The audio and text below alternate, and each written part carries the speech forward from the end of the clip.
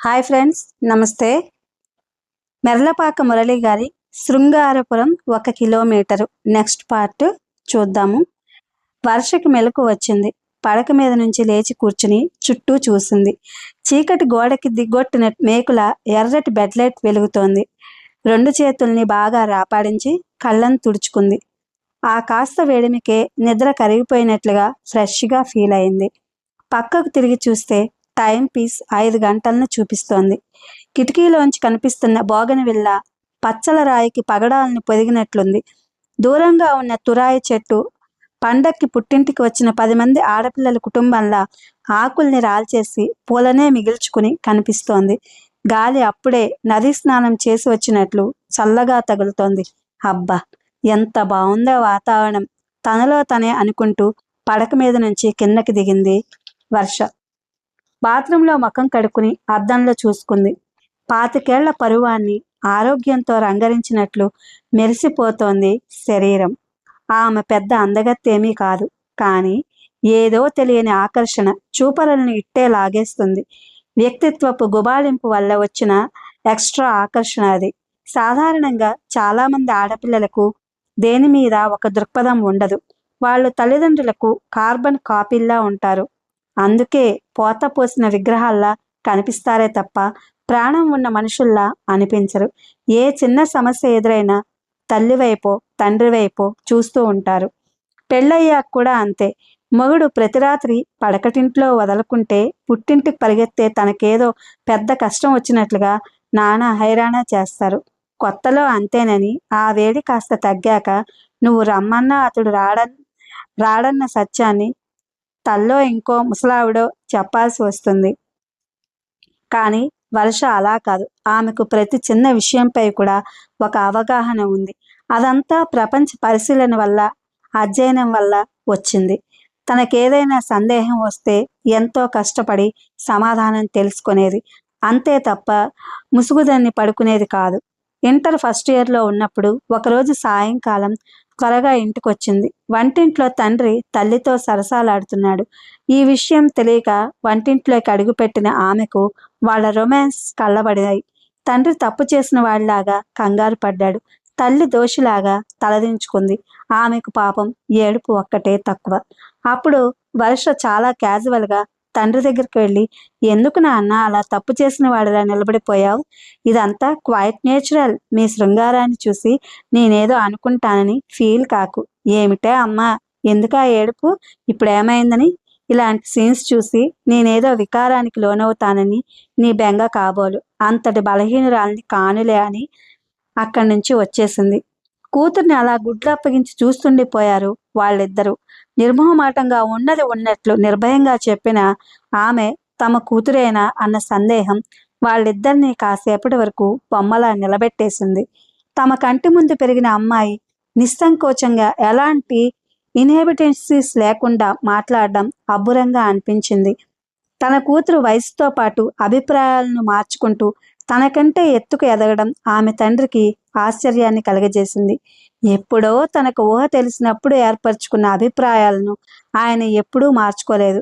కానీ తన కూతురు ఎప్పటికప్పుడు కొత్త దృక్పథాన్ని అలవర్చుకోవడం ఆయనకి మింగుడు పడడం లేదు. వయసు వచ్చే కొద్దీ ఆమె వ్యక్తిత్వం కూడా పరిపూర్ణత సాధించుకుంది. ఎంఏ అయిపోయాక బిఈడి చదవాలన్న కోరికను తండ్రితో చెప్పింది. నాకు ఫిలాసఫీ చదువుకున్నాను నాన్న. ఆ సబ్జెక్ట్లో మాస్టర్స్ డిగ్రీ నాకున్న ఉద్యోగం రాదు.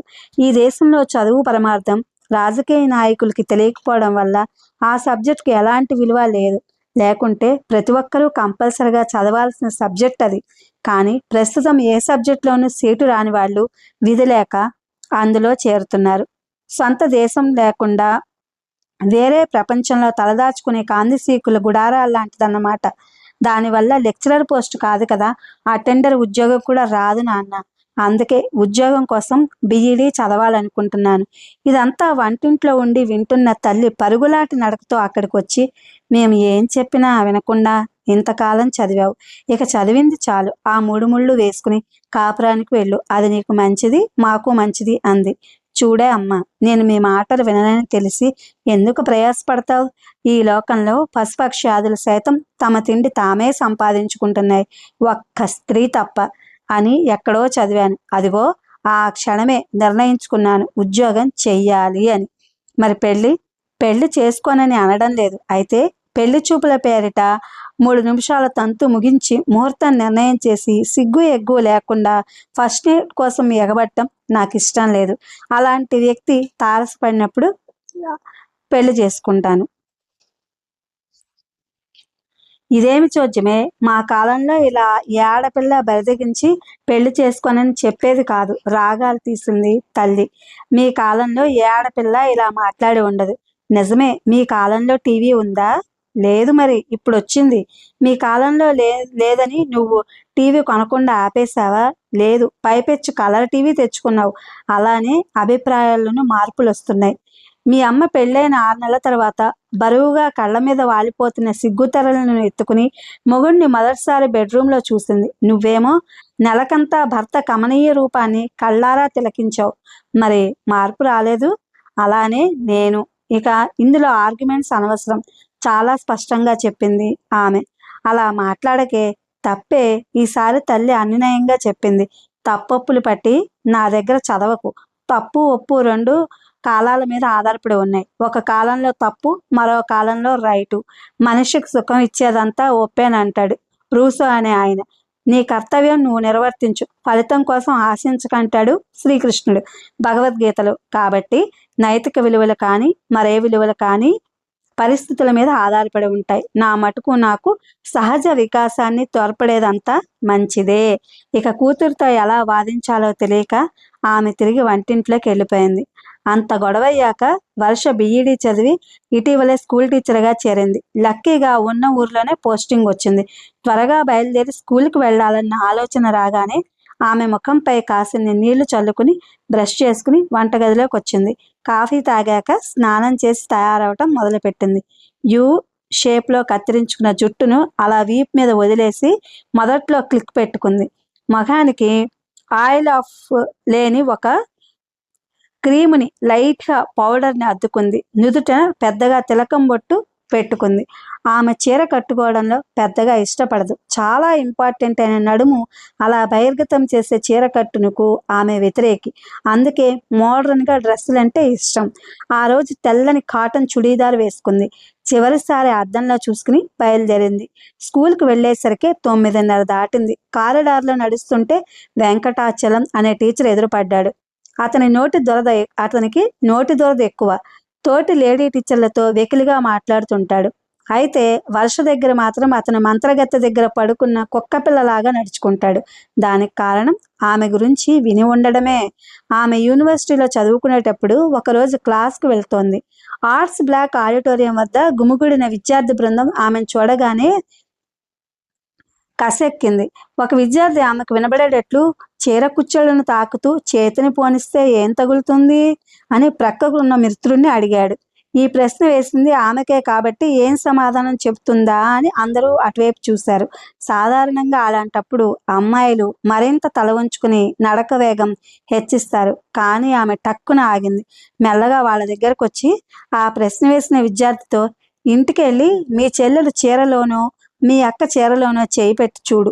అక్కడ ఏం జరుగుతుందో నాకు అదే తగులుతుంది. ఎందుకంటే అనాటమీ అనేది ఎవరికైనా ఒకటే కదా అంది. పాపం కుర్రాళ్ళు బిక్క చచ్చిపోయారు. వంచిన తల ఎత్తలేదు. కళ్ళు మూసి తెరిచేంతలో తలో దిక్కు మాయమయ్యారు. ఈ సంఘటన గురించి వినడం వల్ల వెంకటాచలం ఆమె ముందు బలవంతంగా నోరు కట్టేసుకుంటున్నాడనమాట. అలాంటి వెంకటాచలం తనను చూసి అదో రకంగా నవ్వడం ఆమెకు ఆశ్చర్యాన్ని కలిగజేసింది. ఏమిటి విషయం అని అడిగింది అతని దగ్గరికి రాగానే. మిమ్మల్ని హెడ్ మాస్టర్ రమ్మంటున్నారు అని చెప్పి ఆమెను దాటి వెళ్ళిపోయాడు. వెర్రిమొర్రి ఆలోచనలు ఏమీ చేయకుండా హెడ్ మాస్టర్ గదిలోకి వెళ్ళింది. ఏదో సీరియస్గా రాసుకుంటున్న హెడ్ మాస్టర్ నారాయణరావు తల పైకెత్తి ఆమెను చూడగానే పలకరింపుగా నవ్వాడు. Good morning sir. ఎదురుగుండా కుర్చీలో కూర్చుంటూ విష్ చేసింది. నీకేమో కానీ నాకు మాత్రం బ్యాడ్ మార్నింగ్ అమ్మా అన్నాడు ఆయన కళ్ళజోడు చేతుల్లోకి తీసుకుంటూ. అదేం సార్, ఏమైంది?